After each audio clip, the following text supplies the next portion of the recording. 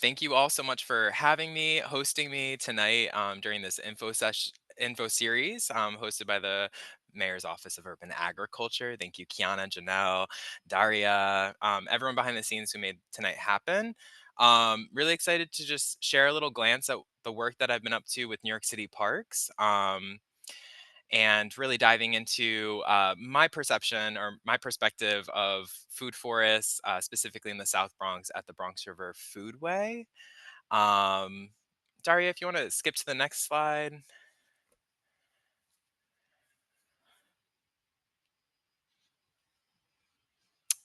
There I am, y'all. Um, so, yeah, we can skip to the next slide. But I've had the honor of working with the Bronx River Alliance. That's the identity that often people see me as, but I'm actually a New York City Parks employee. Um, I've been working with New York City Parks for the past 7 years and have been really brought in to really facilitate and coordinate the activities of the Bronx River Foodway. This edible food forest that exists inside of Concrete Plant Park. The claim to fame is it's New York City's first edible food forest within a New York City parkland, like within New York City Parks jurisdiction, public land. I make that distinction because I'm going to dive deeply into this unique space and want to name that like food forests are not a new thing, right? They're an ancient practice of connecting with land, really of being in communion with the land, and really shaping the land to both serve our own purposes as humans and to deal with issues that might be surrounding us, whether it's stormwater or canopy for shade and refuge. Um, so I want to start by naming that this is not a new practice. I think right now we're exploring a lot of excitement around food forests and foraging. I think in particular has gotten a lot of traction, especially during COVID, when folks were trapped inside. They were trying to find ways to escape and connect with land. And I think foraging became a really beautiful way that people were connecting. Um, but I want to name that there is a whole host of food forests around New York City. There's landscapes that exist on land that hasn't been touched for hundreds of years that still has remnants of food forests on it. You can go into wilder spaces like the New York Botanical Garden and things, and you can still find trees that have been clearly providing for our communities, human and natural, for eons. But I'm going to bring us for now to the Bronx River, specifically to Concrete Plant Park.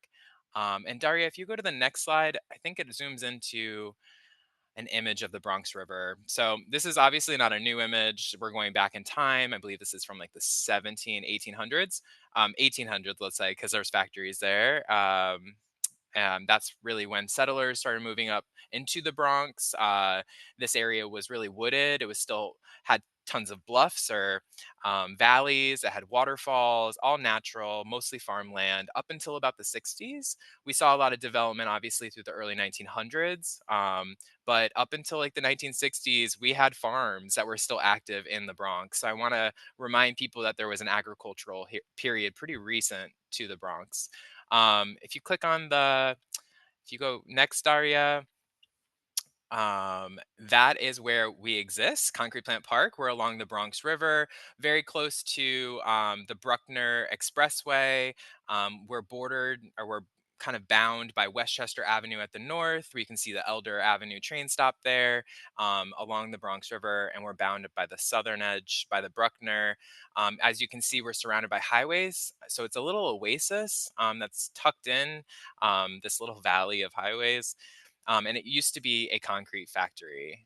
If you want to hit the next area, perfect. That's exactly where we're at. So pretty close to West Farms, and I really appreciate that it's called West Farms, holding on to the pastoral history of the land. This was actually farmland, so it's naming. This was Morris's. There were some wealthy folks named the Morrises who owned most of the land over here, and they had farms, and actually lots of enslaved folks that were in the area actually removing timber. So that was a main thing happening over here. Next slide. And as we dive in deeper to Concrete Plant Park, we can actually look back in history to the 90s when community members, specifically young people, 15, 16, 17-year-olds, came together for the reclamation of the Bronx River. It was really folks like those in these images that really volunteered, right? They were not paid to do this work, to go into this abandoned, actually quite derelict, scary spot and claim it, right? They wanted access to the Bronx River, which was at the time still quite polluted. A lot of, I think, the narratives that surround the river are really echoing back to this period. There's a story of about a four-story building of cars that were pulled right from that little patch of water you can see in the image there and stacked. And it's just like incredible to think that there was like that much refuge right there in that one location. I think what's really beautiful to think about is this park was catalyzed by young people who showed all this garbage, named that this garbage had to be taken out, and visioned what this space could be. Um, do you want to go to the next slide, Daria? Thanks. So because of their work, right, through protests, rallies through the 90s, they brought attention to this derelict space, and they actually got a lot of support from a coalition of individuals, including the early Bronx River Restoration Group, which turned into the Bronx River Alliance, as well as Partnership for Parks, the Point CDC, Youth Ministries for Peace and Justice, and they all came together to rally and vision for this space. A lot of people ask why the silos still exist. Community members intentionally chose to keep the silos as a memory of the labor and the organizing work that went into the reclamation of the space, and a reminder that young people hold power. And so we're excited today to kind of be a part of Partnership for Parks history as one of the catalyst locations. And that's when I started to come into the story. So this was in 20. The park opened in 2009, and I joined the team in 2018. So for that period from 2009 to 2018, the park looked very similar to the image here. Next slide. Um, we are excited to say that it was actually Mary Mattingly's art project, Swale, that inspired the Bronx River Foodway, a floating barge that was home to quite literally a food forest. She was in she was really trying to build this edible food forest on public land, but unfortunately, due to a prohibition that exists within New York City park laws, which really speaks to the removal of objects or plant matter from a space, really harvesting or foraging. That is the prohibition or the actions that are considered illegal. So she was very clever, understanding that she couldn't build this in the park, and built a barge next to the park so that people could go onto the barge and get a sense of what a food forest on public land could look like. It was a really beautiful project that actually incorporated the founders of the park, so Youth Ministries for Peace and Justice and the Point CDC, were invited to actually build the barge. So it was the young people that build the barge upstate in Syracuse, and they wrote it down and they docked it at Concrete Plant Park during the summers of 2016 and 2017. It's really beautiful. They actually stayed on the barge. They were docents of the space, paid, and to this day, a lot of the young people still come back sharing memories of how that project catalyzed their whole life. Whether it was that's what got them into college or inspired them to be a farmer. There's been a lot of things that have just come from the Swale project that I think continue to kind of echo at the Foodway. Um, so this is the Foodway project, and it's really exciting because I was on a call with Mary Mattingly earlier, and she's looking to hopefully bring the swale back. So we're hoping in 2026, 2.0 will be returning to Concrete Plant Park and potentially other parks around the city. Next slide. A lot of people question, why is it called a foodway? Foodway is not a unique term. It's really a collective word for really describing the eating habits and culinary practices of a people, a region, or a historical period. So it's really a catch-all word to kind of wrap up these practices, right? And so we called it the Bronx River Foodway because we understood that, you know, this is just one location and it holds all of these aspects, right? And so it's called the Bronx River Foodway. Potentially, there's more edible food forests. We can call it the Soundview Foodway or the Shoelace Foodway or, wherever else. But you can see here in some images just of some things that we do. We celebrate the plants that are native to the land, whether they're elderberry, anise, hyssop, or a medley of mints. We work with a lot of people to make a lot of tea and to make a lot of wild eats. And we have a lot of beautiful moments there. You want to go to the next slide? A lot of people tap me to just try to figure out how did we get to do this, right? Given the prohibition on foraging, how did you guys build a foodway in the park? Transparently, it was Mattingly's project that inspired our Deputy Commissioner Liam Kavanaugh at the time to actually support and kind of be a grandfather to this capital project, which was the installation of the Bronx River Foodway. It was through Parks Horticulture, a whole team of volunteers, and this coalition like Youth Ministries for Peace and Justice and the Point CDC that helped design and vision what the space could be using native plants. You'll notice that there's a northern forest. That's what we call the edible food forest. It mimics a canopy layer, an understory, an herbaceous, and a ground cover layer, which is kind of aligned with permaculture um, kind of ideology, the idea of keeping soils covered.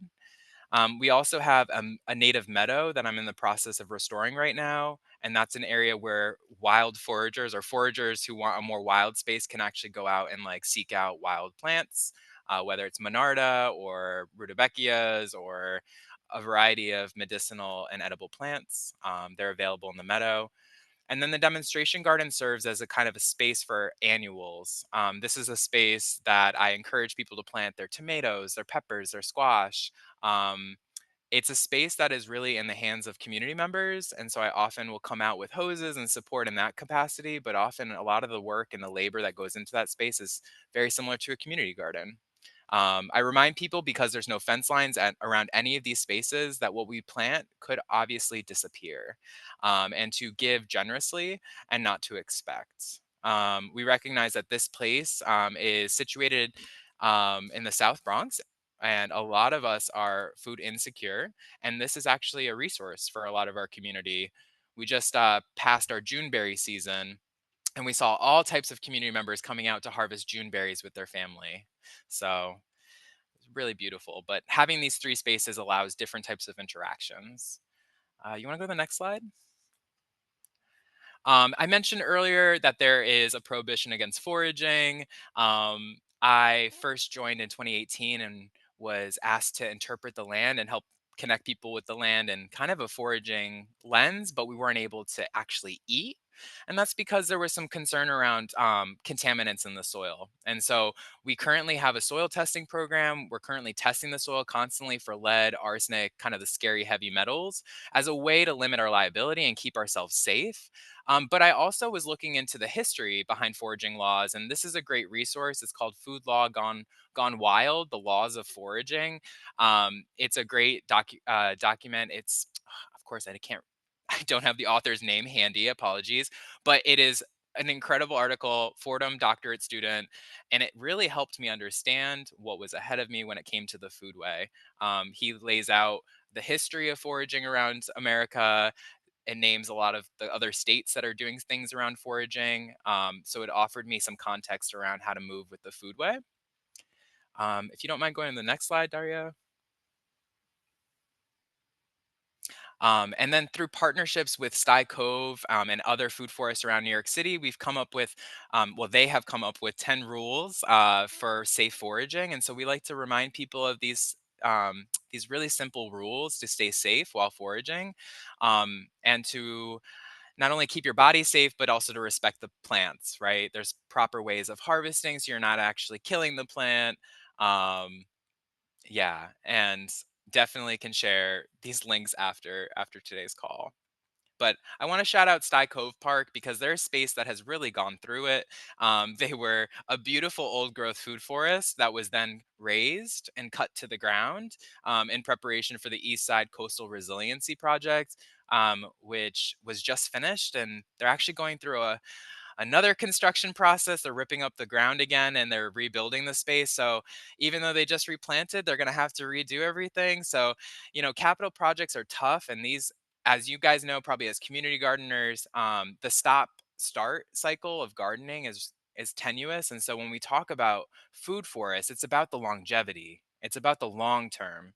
It's not about disruption. So um, I think that's like something to really hold when we have this conversation is, we're building the food forest at Concrete Plant Park for the future. We're not hoping it gets ever torn down, right? Um, Next slide, Daria.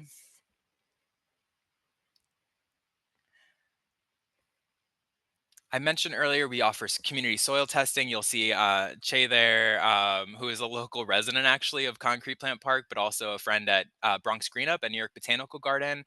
Not only does he come out and help me soil test as a local resident who's concerned about his neighborhood, but also as someone who brings community members out to the park to forage and also to lead pruning workshops. So through a cross collaboration, he has his winter pruning workshop. I have a venue that needs pruning. I've got fruit trees. I've got all types of plants. And so he comes out and brings his teams as well. Soil testing really offers us a quick overview, a screening really of the soil sample to understand if there's any heavy metals. I specifically look for lead, arsenic, cadmium, the stuff that can kind of feel scary, things that can really inhibit our development, specifically for young people. And it's very simple to get a soil sample. We just ask that you dig about 6 inches into the soil. You take that entire layer of soil, you throw it in a bucket. If you want to get a sample of a larger area, you can take more of those core samples, keep throwing them in the bucket, stir that all together, take a very small piece of that soil, and that is a composite sample. That is a collective sample of that site. I'm going to test that little composite sample. It takes under 10 seconds, and I can give you a direct result. So we obviously do that in person on the land directly with the machine, the XRF machine. It looks like a little blow dryer or something right there. But we also pop up at gardens, and we also offer it at our office. You can just drop off samples at our office Monday through Friday. Next slide. Cool. So this is just some imagery of some of the familiar foods. Our catchphrases. We're all about trying to make the familiar, the unfamiliar familiar, and the familiar accessible. So how are we making familiar foods like strawberries and raspberries and blueberries and squash and thyme and all those things accessible? And how do we make it accessible to folks like our community elder right there who had never stepped out of Bronx River houses. This was her first time coming to Concrete Plant Park, and her memory of Concrete Plant Park was one of a dangerous place. So to have her come in and pick service berries as a group was a really beautiful experience, and I think very healing for her. I'm making a projection maybe, but I think these moments are really celebratory when we can bring community members who have negative memories of spaces and transform those memories into positive memories, right? Positive moments. Next slide, please. And the next slide's all about foraging the unfamiliar, right? And that's really how I met Journey Bimwala, who is a local herbalist and forager. She helped really catalyze my world, helped really vision how this space could be an asset for our community. I saw her one day leading a homeschooling course at the Foodway. She had heard about this edible food forest, and as a forager and herbalist, was like, "This is amazing. Let me come on out." And I greeted her, and I was like, "Hey, you're doing the thing. This is amazing. How can I support you?" What is it you want to do? And so she kind of shared her dreams and visions. I mentioned that we had a Friends of group that was catalyzed by the Partnership for Parks called Concrete Friends.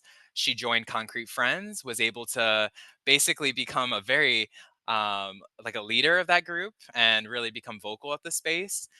Gave her some leadership power, some decision making. It also gave her some funding because we wrote grants under Concrete Friends, and she was able to bring in some funding for the Foodway.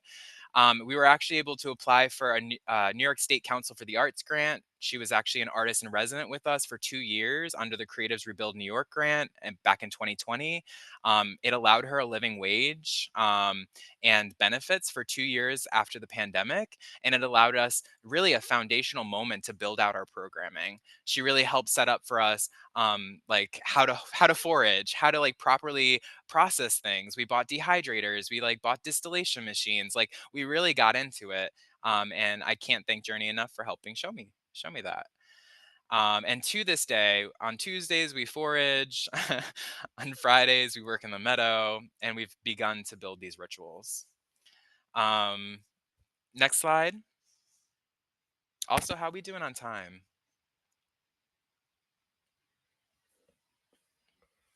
I think we're doing okay. You can continue. Okay, cool. Give me like a 5 minute or something. Um, so maintaining a foodway, right? A lot of people ask, how are you doing this? It's just you, right? It's not just me. Truthfully, I actually used to have a team of staff of 5 individuals, so I'm gonna just name that for those that want to fund me. But yeah, we used to have a gardener. We used to actually have three gardeners and two program people. Currently, it's just me. During COVID, the budget was slashed, and I lost those staff members. Um, but you'll see in these images really the team, right? It's a team of workforce development individuals, people that are learning specifically from the Hope program around horticultural skills. So I train people on Tuesdays around horticultural skills. We work with students, obviously, because why not? They're amazing. Summer Youth Employment Program comes out. Um, as you can see, they planted the veggie garden with some okra and things. Concrete Friends is a big a big avenue for support and advocacy, helping really protect the space from gentrification or exploitation. And then committed volunteers, right?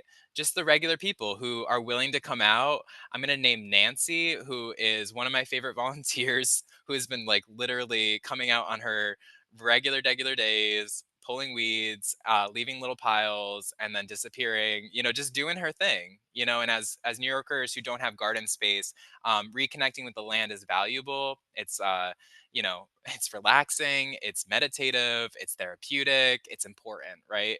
And so these types of spaces not only provide shade, stormwater benefits, right? Like sequestering stormwater, not only providing jobs and moments to connect with each other, but they provide moments for you individually to visit the space safely and connect with that place and have your own moments, right? Next slide, Daria.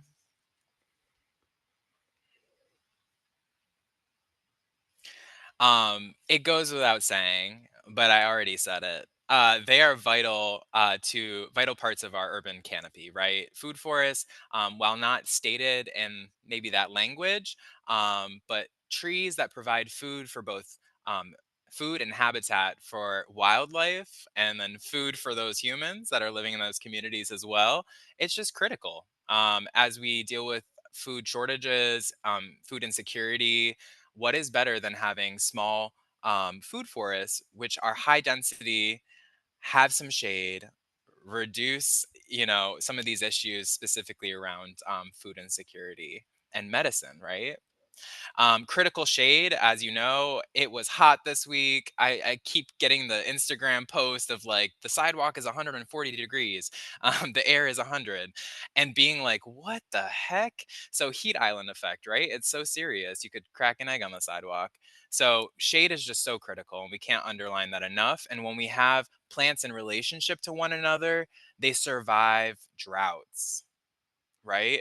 Last fall, we saw a ridiculous drought. I still have nightmares about it because it lasted until February. It was like my birthday when the drought disappeared. So it's wild that we're in the middle of winter with droughts these days. But when we have plants in relationship with one another, trees with shrubs, with ground cover, with herbaceous plants, you're keeping the ground wet and covered and protected. Moisture's locked in, animals are able to stay safe and cool, the ground is able to stay cool. I think that's just critical. And I think this week is one of those weeks we all really saw that and felt that. And then underscoring again jobs, right? Like this is a really great way to have local jobs. I'm very lucky that I have a 10-minute bike ride to my job. As a Bronxite, I'm super happy that I can live and work in my borough. And I want that for everyone, right? So, you can go to the next slide, Daria. So thinking about like where we're going with this work, like what is happening, right? We want to inspire people, right? We want people to come out for those foodway tours. I know someone's coming out to tomorrow's foodway tour with Journey. We also have one on Saturday if you can't make Friday nights. But like get connected with the space. Learn why we're so jazzed about food forests, right? Like what's so exciting about them? Nerd out with us. Come and do some art with us. We have a lot of art workshops and other ways to plug in. And then we have a lot of really beautiful celebratory moments, whether it's Fungus Festival. There's an image in the center there of us at Fungus Festival where we served different mushroom brews. We actually made alcohol out of beer, out of mushrooms, and served it at the event. We also made broth so people could understand the flavor and the importance of like mushroom broth, which is simple but very nutritious. And then we have the community banquet, which really showcases our end of year lessons learned from the land during the season, where we invite foragers and herbalists and community partners out to celebrate the land and share back those lessons learned so that others can join this this kind of movement we're on right now. Next slide, please.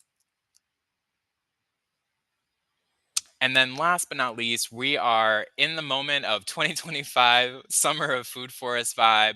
I'm really excited to be working alongside many of the other food forests around New York City, including Long Island.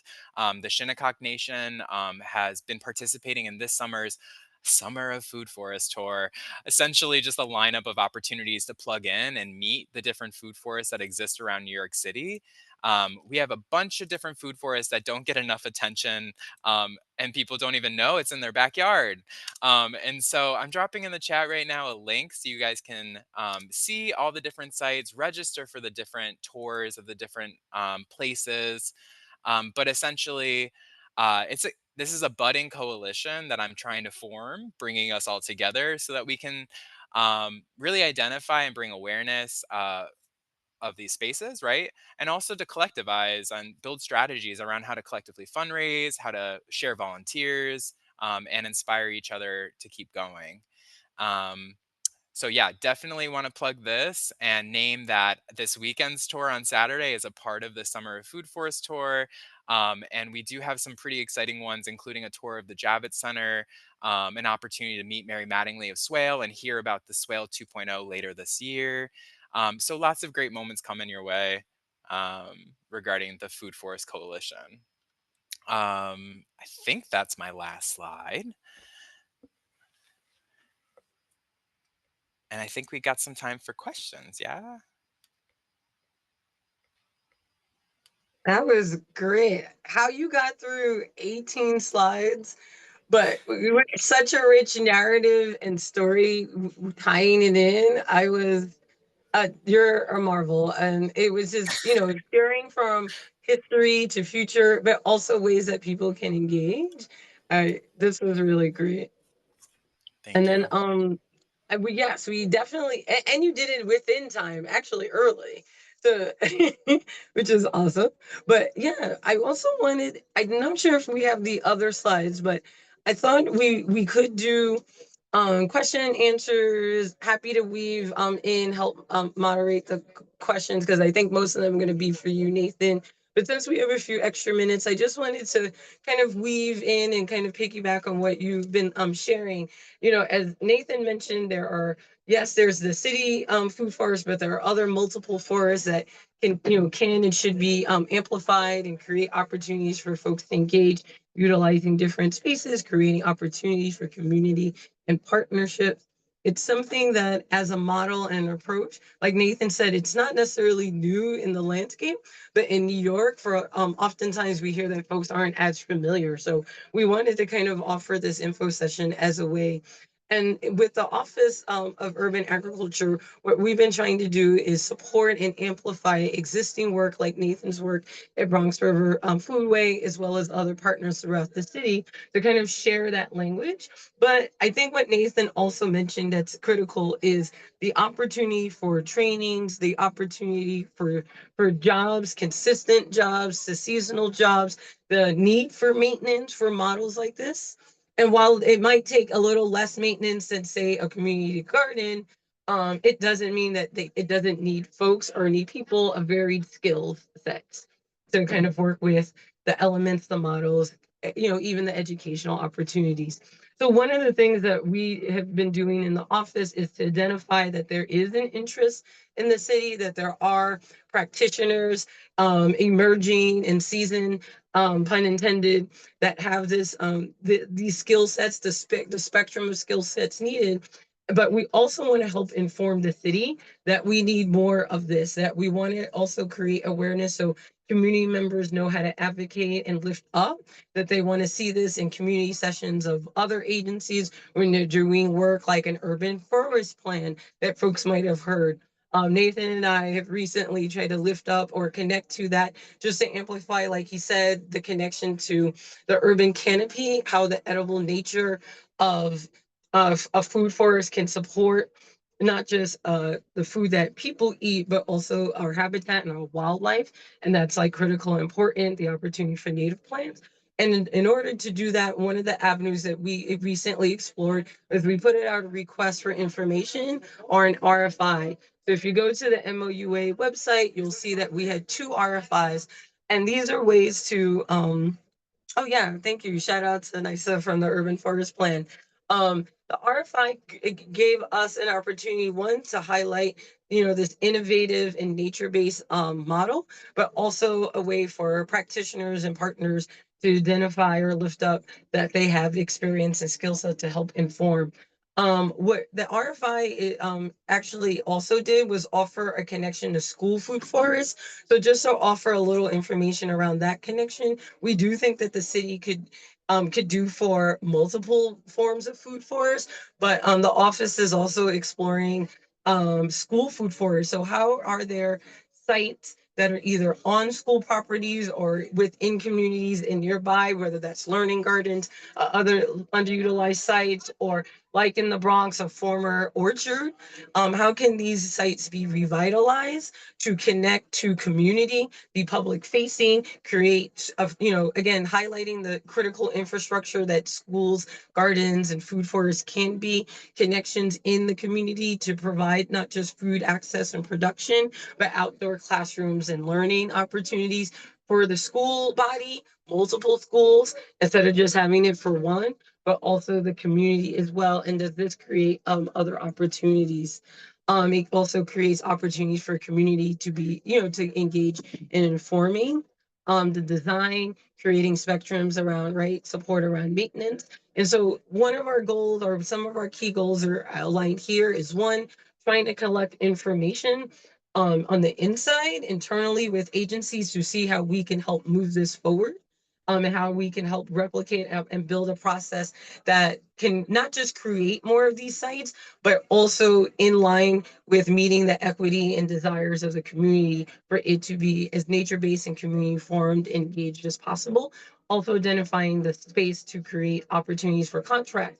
How can we get practitioners paid to do the work around maintenance? How can we create potentially staff jobs, or, as well, or contracts to keep it going, like we see in other cities? Also, the design component, we want to continue to learn about the feasibility. We're learning from partners like our partners in the Summer of Food Forest, learning from Nathan what it costs. So there's like programming elements, there's capital elements, and it also gives us a chance to see how to identify fundraising strategies for the multi-layered and multi-year approaches that it takes to build these kind of capital projects. But I think Nathan also mentioned really well the champions that it takes to make projects like this happen.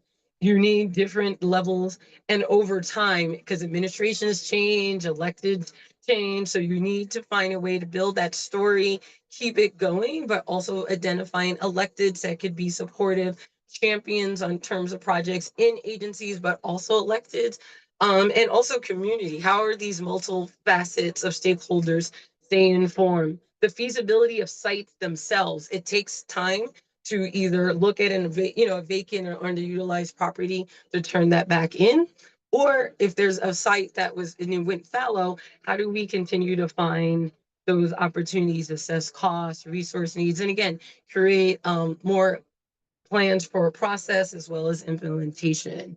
And then, of course, scalability. Not every food forest is going to look like one another. There's not going to be uniform process, but there might be elements of the process that can be straightforward or more efficient. But we do want to make sure that we're creating space and an opportunity to understand or inform the city that they're all not going to look the same. They may not all have the same elements, but they will have the same core spirit or core pieces. One, how to connect people to foraging, how to connect people to education, how to make it accessible, and how to mimic the ecosystems and have the multi-layered, as Nathan mentioned, from fungi to vegetables to brambles to trees. Next slide. And so, yes, I mean, we can touch on here, but I also want to open it up to folks. But I hope with this session and hearing from a practitioner in the work that we're hearing some of the highlights. I hear, why they matter, coalition building, bringing unique ideas that are informed by community to life in community, finding ways to navigate or one, understanding policy and how to navigate that from an individual perspective, a community perspective, but also it's been a navigation of learning policy on the inside when we're staff, whether it's in an office like the mayor's office of urban ag or like Nathan in his role in parks and intersections, and also the time and funding. But it matters because we need more opportunities for outdoor learning, outdoor education. We need different models to make that work, right? We continue to need to address food education, food learning, food production in unique ways, but again, tailoring it to communities. And also some of all the other elements we kind of talked about, long-term capital elements around soil testing for growth, but also soil testing to engage communities so they can learn what is the land so they can better connect to the land. And not only using soil testing, it's good to tell us what's there, but it's also good to help us tell that story and bring people in. It shouldn't be seen as something scary. Oftentimes the city is like, well, if we found something, we gotta, clear it up. But sometimes we just need to know what's there in order how to move forward. Think about soil remediation and all the elements that we could bring in to heal the land and bring folks in.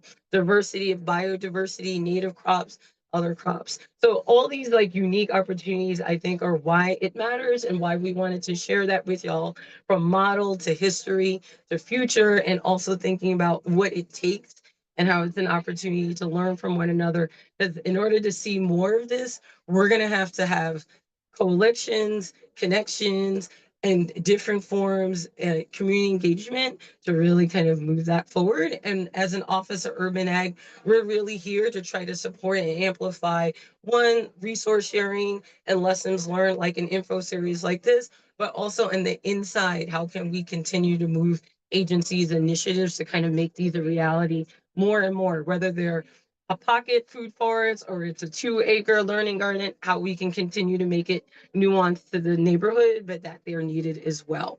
So food law gone wild, open to questions. I will pass the mic to, how do we want to do questions? Are they in the chat or are we having folks come off mic?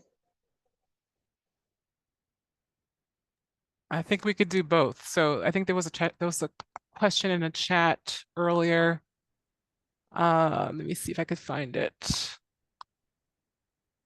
For Nathan, what does soil testing tell us? Oh, yes. I think I tried to touch upon it in my response earlier, but essentially we're tracking down really with the heavy metals, the legacy of the heavy metals in the soil, lead, arsenic, trying to get those readings, the parts per million. Ideally, we want to stay below. I mean, we don't want any parts, but we want to stay below 150 parts per million of lead. That's what the New York State clean soil objective looks. That's what the numbers look like. California's is 80. Um, Things to consider. So yeah, we're able to provide that to you all. Thank you. Other questions that are coming up for folks, for Nathan in particular? Mm. How do you identify viable sites for potential food forests? Well, Nathan, since you've been in the work a little bit longer, would you want to take that first? Sure, I can kind of touch upon what I've learned so far. Yeah. I mean, in New York City, anyone will take land. To be honest, I think at this point I've heard from all types of pieces, or I've heard from all types of people talking about all types of pieces of land and how they could actually make it into a food forest despite the conditions of the land. As Kiana mentioned, we actually have access to the clean soil bank, so we can actually build up the soils. So there are ways to have berry walks which don't have deep roots, like a persimmon tree, which has a very deep tap root. So there are ways to actually build on top of polluted land, and just kind of the way that Dr. Pearl Eggendorf, who helped me access all this soil testing work, but the way Pearl describes it is putting it to rest, like putting the buried items to rest. So for me, it's about what land is free and accessible, and easy to bring in vehicles to drop off soil, those kind of things. But I think it's really about that access question. That's kind of where I start first and foremost. Who owns the land? Do we have to pay for the land? Does it have a forever agreement? Are we going to be kicked off after 10 years? That will really shape what type of project you can have on the land. It's similar to community gardens, but ideally, obviously, you want non-polluted land, beautiful sandy loam soils, um, ideally near a water source, kind of very similar standards as a community garden. I think the difference with food forests is you want to be able to grow in the ground to have longevity. So Yes. thinking about how can you have a long-term edible space that offers those layers. Hmm. I think that's what's different from a community garden is like the intentionality around design and the layers. Yes. Yeah. I think for us in the mayor's office, it's building that kind of criteria and helping inform existing inventories of other agencies to have a more urban act specific criteria that's beyond their current mandates. To again think about what Nathan is lifting up are these elements or key pieces. The other thing that we've also have seen is that there's oftentimes underutilized sites that have been in production or were growing sites in years past that have gone fallow. So we're also for the office trying to identify those spaces and hearing from community members. So trying to find a balance of building a criteria that can be used more consistently, kind of inform like what Nathan said in terms of what food forests need beyond just what a community garden space needs, but also where are some sites that are maybe suitable for there's some level of access, suitable for more food production, able to be easily accessible to community or other avenues that we're looking for as well. Kyle has his hand raised. Go for it. Hey y'all, and Kyle's a she. It happens all the time. But I had a question. I've asked like quite a few. Kyle, I think you cut out. Oh, Kyle. Like street tree. And Kyle, you're oh, cutting sorry. out. Can y'all hear me Uh, Oh, you're okay? coming in. You're coming in. Try again. Okay, great. Sorry, I was moving between Wi-Fi You're good. spots. But I've spoken to a few people who work with the street tree program in the city and who have worked with parks about why can't we have more edible street Hmm. trees? And it seems like one of the biggest concerns is rodents and fruit falling and creating, an area that like pests are going to get into. So that seems like the biggest concern. Do you envision there ever being a time that we could build out our street tree program to be more food forest friendly? And if not, what are the barriers we need to overcome? Fascinating. I love that question. I work with street trees a lot, and we have a right of way program, or we do a lot of bioswales and rain gardens. And yeah, love this question. I agree with the reasons. Like, I think people, it's true. Like, dropping fruit could attract rodents and those kind of things. We already have, if you've listened to the rat czar at all, like there's a whole thing about street trees, and like that's where the rats are. So they're trying to focus on street trees right now. For me, it's actually the salt, and the all the things that go into street trees, and like worrying about like I saw a guy dump oil the other day on a street tree, and I was like, wow, well I can't pick the lamb's quarter from there. So yeah, like I think the history of the land on street trees is just so deep and varied. It makes me a little scared. With that being said, I do pick from linden trees, which are they just finished blooming. And I think there's like parts of plants that you can harvest safely, right? And I think that's where we need to understand more information. And I think it could also get a little trickier though because of the liability in New York City being so historied. Um, I think I would advocate first and foremost for actually creating land that like inside of city parks as they go through construction projects. Let's just make a little corner of food forest, right? We're already replacing the soil, we're already testing the soil, we're already going through the capital improvement process, there's already money allocated to plant the trees, we're already planting service berries, like so like how do we make those areas and claim those areas, also because they're not on a road. Like I don't want people to be hit. you know there's a lot of, I think, other scenarios that come into play. So I would prefer like parkland, since it is New York City Parks is the largest like landowners in New York Hmm. City. Yeah, I think the same similar concerns. And again, I think we have so many underutilized spaces that are under whether private jurisdiction or city jurisdiction or community land trust that would be just a faster step up. And also just thinking about the the time that it would take to increase awareness and education and just the land steward understanding or just community based understanding, I think, of New Yorkers. I think right now we have so many potential areas that are already a little, like he's, like Nathan said, already in existence that are already underutilized, but have some level of maintenance or some level of oversight that would maybe be better to populate. But yeah, the liability is going to be I think that's probably the city's, I think the liability is probably a bigger concern than cleaning up the fruit dropping. But I think again, there's so many opportunities with insights that we have a little bit more access to, versus like the street trees. Not to not to say we can't, but yeah, just for those other factors.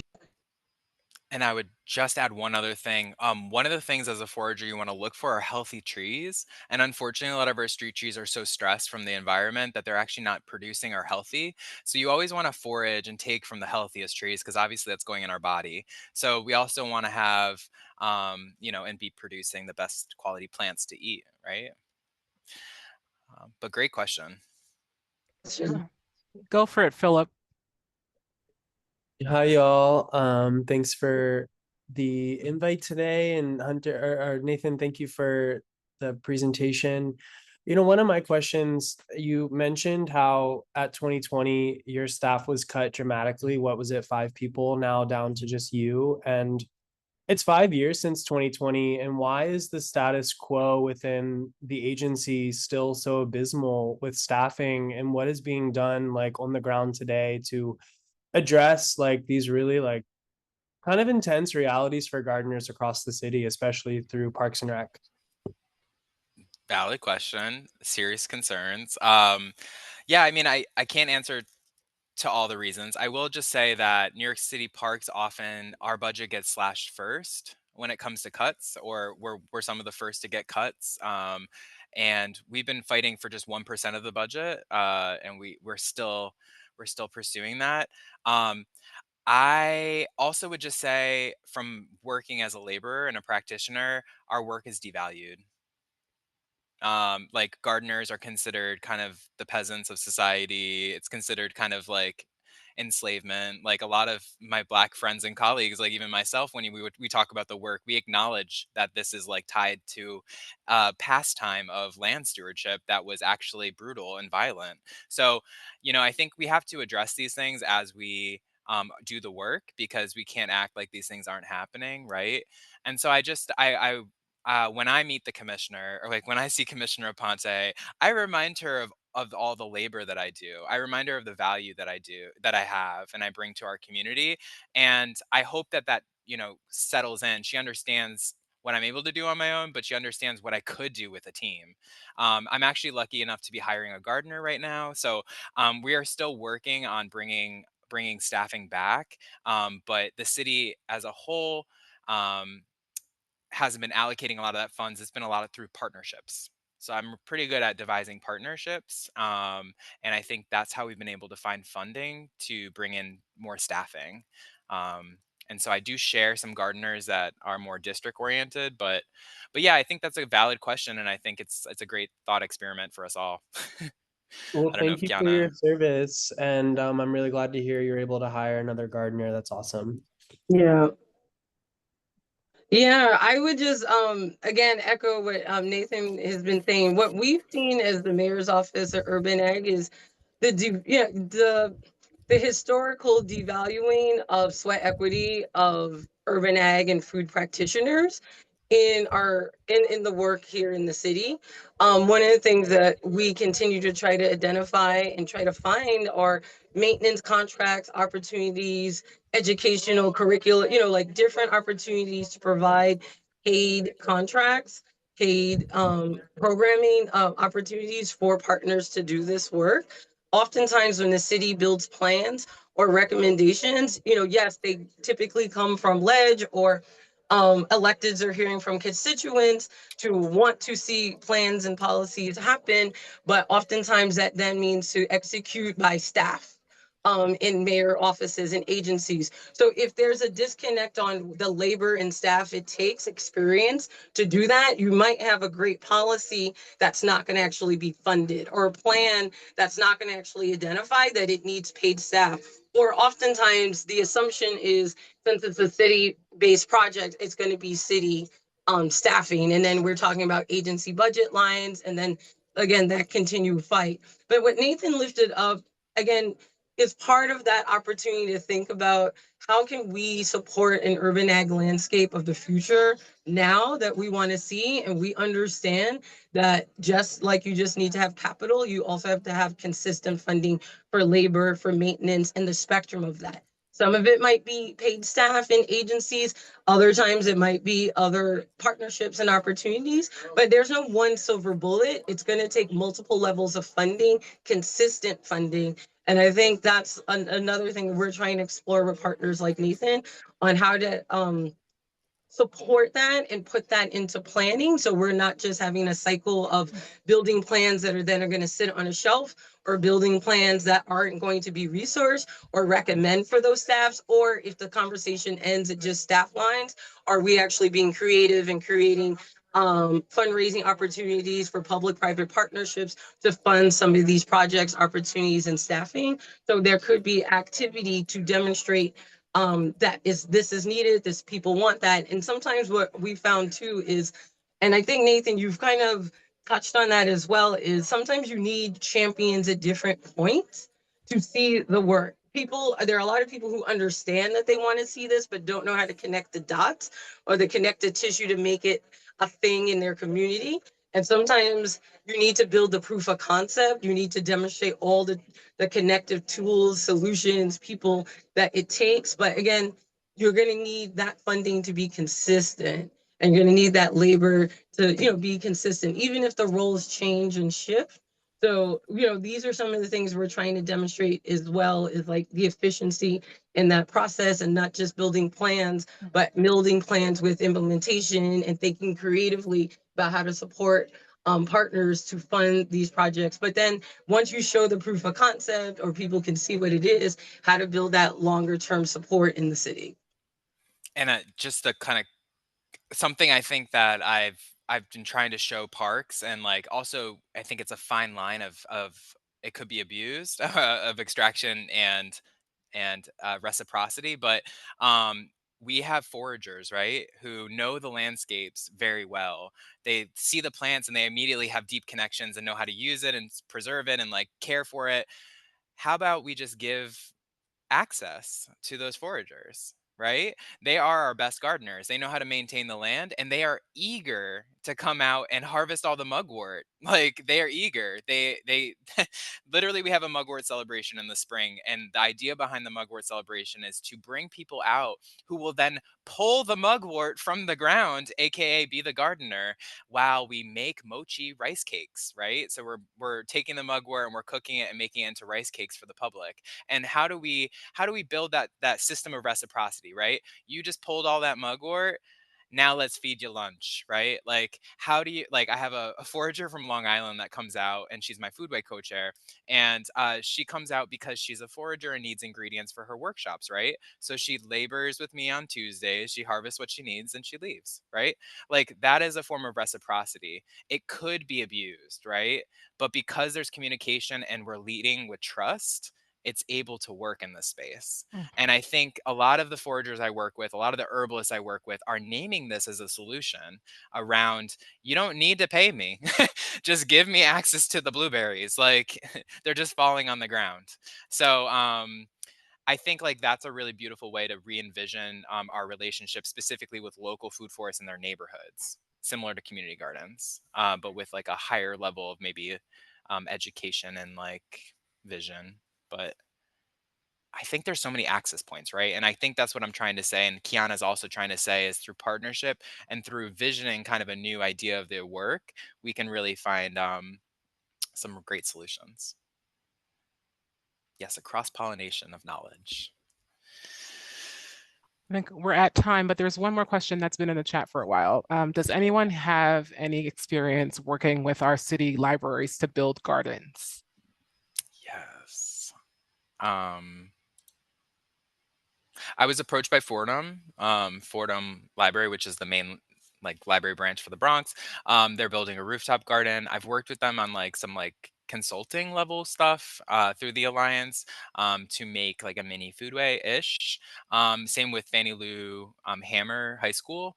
Um, so more in a consulting capacity, and then they had a small grant that they were able to implement the garden on their roof. So that's the limit of my experience. Yeah. I tried to do some research internally to see if there had been history. And like you said, I'm sure that there are public libraries that have done their own like work and connections to try to create more access or connections to gardens. Um, but I would say internally in the research and like reaching out, or even reaching out to other agencies who supposedly have done that work has been a little bit challenging to get that info. It sounds like it's been very grassroots and unique to the library branch and leadership there, but not to say that it can't or shouldn't be forward. That also makes me think of the another office, the Office of Cultural Affairs. I believe that they also have deep connections with New York Public Libraries. Commissioner Cuomo is a great advocate of the arts and has interest and connections to food. So I would again say if folks see that or want those connections, I would be curious to hear from in the office what you might find on your own when you reach out to branches to see, and if you want more to continue to echo that. But there are also other offices and comrades in our space that might be good collaborators to kind of move those ideas forward.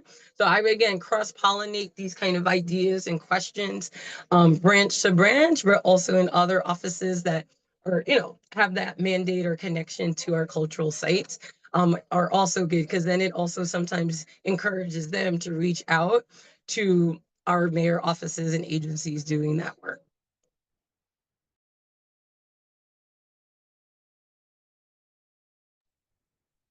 All right, I think we're Oh yeah, I guess I could say yeah. thank you, Janelle. So we are at time. Again, wanted to, oh now I see myself. I haven't seen myself this whole time.